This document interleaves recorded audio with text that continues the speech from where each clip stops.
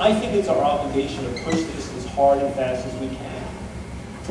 You know, with these state budget crises right now, I think this could be the first year in 40 years where we see a net decline in the overall incarcerated population in America.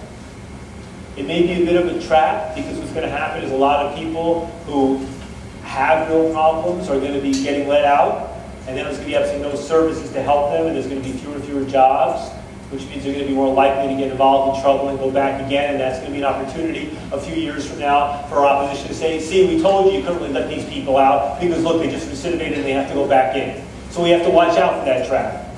The day we won, when I got the call at 10:13 Thursday night that we had won Rockefeller drug law reform a night and a half ago, what do I know? That already the DAs and the cops some of them are thinking, how do we fuck this up? How do we work around this? How do we start charging people in new ways so that we can still lock them up, or still keep that leverage, or still apply a mandatory minimum? One of the great tragedies, of course, is that whenever the lock them up types pass a new law, it's just there. They don't have to do much. Whenever we pass a reform, we have to be ever vigilant to make sure it gets implemented correctly. When we passed Prop 36, the treatment instead of incarceration initiative in California in 2000,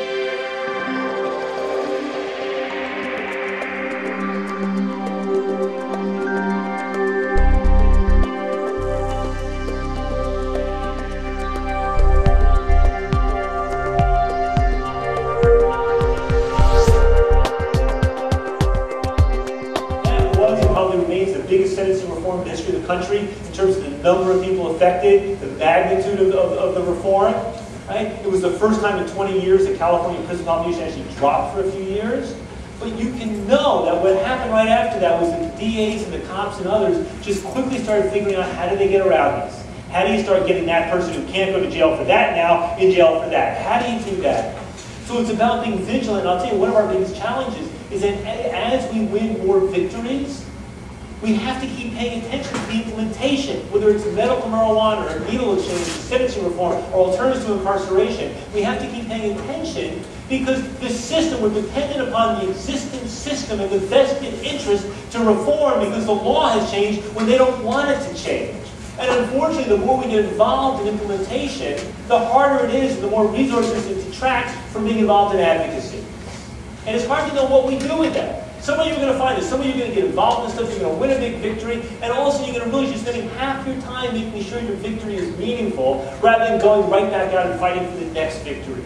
With Rockefeller drug law reform, I'm already thinking, oh my God, we got this massive reform. And where's the money going to come from to help people want to get resentenced who were sentenced for horribly long time? Where's the money going to come from for watchdog groups? Where's the, so that's part of the definition, the nature of building a reform movement.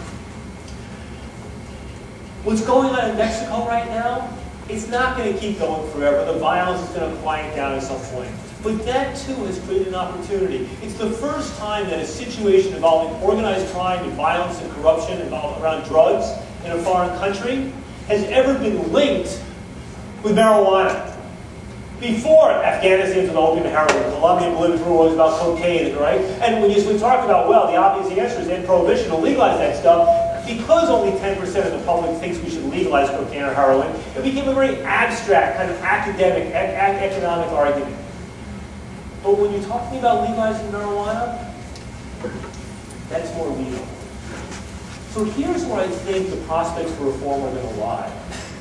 The first one is going to be the marijuana piece. It is popping up and breaking out right now. The whole Michael Phelps thing.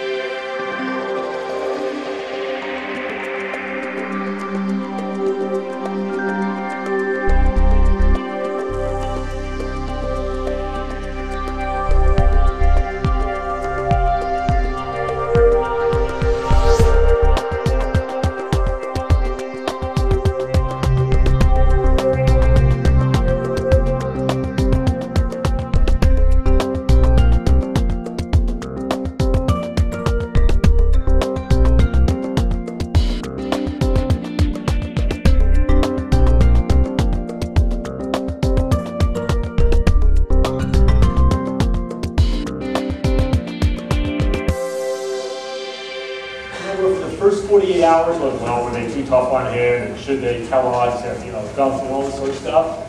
And then what happened after a couple of days of all the hand-wringing and his apology was people, including prominent columnists, going, what the fuck? I mean, we got a president who's been, and a former president, and the guy's 23, and he's just spent half his life underwater. I mean, get it, right? I mean, like, what, he's at a party and some asshole takes a camera and does that? I mean, what are you talking about? And what exactly is the message we're sending? That if somebody smokes marijuana, he can win more gold medals than anybody in world history? I mean, he's not just one of those snowboarders. I mean, this is serious sport. And then you had some columnists actually beginning to come out and say, I smoke. And you know what they didn't do? They didn't put the D at the end of smoke. Because it's become increasingly acceptable, right, for people to say, oh, I smoke marijuana. And it used to be, I smoked marijuana, I'm sorry I did. Or just once. And then became, I smoked marijuana, yeah, it was when I was younger, it wasn't a big deal. And then I smoked marijuana. And then Obama, I smoked marijuana, sure, I got a lot of time. Yeah. And the hard problem is going to the present tense. I am a marijuana user. I do smoke marijuana. And I like it. We're not there yet. And it's interesting because the most powerful analogy for the marijuana reform efforts is the gay rights movement. In part, because there's a core principle here, that we're trying to delegitimize the notion that anybody deserves to be punished simply for what they put in their body. I'll put it that way.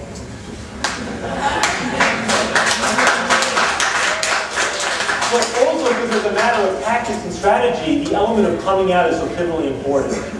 And for gay people, that notion of coming out, in one's personal lives and one's friends and family and all of that, and all the trauma that's involved with that, but then also the kind of opening up and gay people needed to play a role first, in the sitcoms for boiling gay people, and then less so, and then they become in movies, and we're gay people more and more in mainstream America, not like sports yet, but many other areas of life. You see that Hollywood, both television and movies, has done, I think, a surprisingly good job of weaving drug use, both marijuana and other drugs, into the themes of their television. I mean, medical marijuana has now shown on almost every sitcom in America, as well as lots of the cop show and some of the movies. And both as mostly the comedy element, but like if you look at Susan Sarandon's stepmom, it's another way. And even if you look at 6 Feet Under, the whole range of other shows, how they show this stuff, they show drugs as good, as bad, as indifferent. It's a much more realistic portrait than anything we're seeing coming out of the Partnership for Drug-Free America. And I think that's overwhelmingly a good thing. My greatest disappointment has been trying to get Hollywood to step up to the plate with us on reform. I mean, I've tried so hard on that front, and there's so trepidation. I mean, a serious play to try to get Brad Pitt, who was actually quoted saying the drug was one of the worst things in America. I've clicked, other issues, trying to get Michael Douglas, they're still wary. And so we have to get to the point where there's a critical mass where they're going for it. In the music world, Sting just joined my honorary board. And I saw that, somebody told me that he was giving out copies of my Wall Street Journal op-ed piece last November about the repeal of prohibition. So I managed to get to him, and he said, oh, I'm on. Right? And I just saw yesterday Santana came out for legalizing marijuana. I mean, so in the music, people are beginning to step out, not just the marijuana celebration, but the other piece. I had a chance to go see Willie Nelson in Maui. What? Yeah, it was very funny. I walk in, I got a meeting to see what I walk in there, and there he is sitting across the chess table playing chess with Woody Harrelson. Guess what the first thing they handed me was? But so it made the conversation difficult. But what I said to him was, I said, imagine if we could get together like a concert or an album, and it would have the people like you, Willie, who are like pro-marijuana, but then it would also have the people who have been addicted in recovery, and who don't use drugs anymore, but they don't like the drug war either. And then it would have some of the people like Steve Earls, country, who actually spent time in prison on drug charges. And whether they like drugs or not, and imagine we had the people, and some of you heard me say, who are we, the drug policy reform movement? We're the people who love drugs, we're the people who hate drugs, and we're the people who don't give a damn about drugs, but every one of us believe the drug war is not the way to deal with it, And let's get everybody together for a cat who's on there, and he goes, look, I like marijuana, I like those other things. So it didn't really go anywhere. We're still trying to break new ground. But I think Hollywood will come. But I think that what the writers are doing on their own, I think the writers are one of the great hidden allies. People keep talking about how can we, DPP, SGP, SSDP, get more sophisticated about getting those lines into the scripts. We should, but they're doing a good job on their own. Legalized needle exchange in New Jersey a year or two ago, and now my director's got to spend like half her time trying to make sure it actually gets implemented. So it's time and effort and working with local authorities and government. We've been involved, for example, in that area in getting police who are sympathetic to come and give trainings to other police. I mean, there's this wonderful guy, Sonny Leeper, former New Mexico cop, who looks like essential casting as a cop, and he comes and he talks to cops about needle exchange. And it's all about how it reduces the likelihood of cops getting stuck by needles when they're searching somebody. And oh, by the way, the health people say it reduces the rate of AIDS, but I'm really focused on reducing the likelihood that cops are going to get hurt, blah, blah, blah, blah. And by the way, but it's that focus.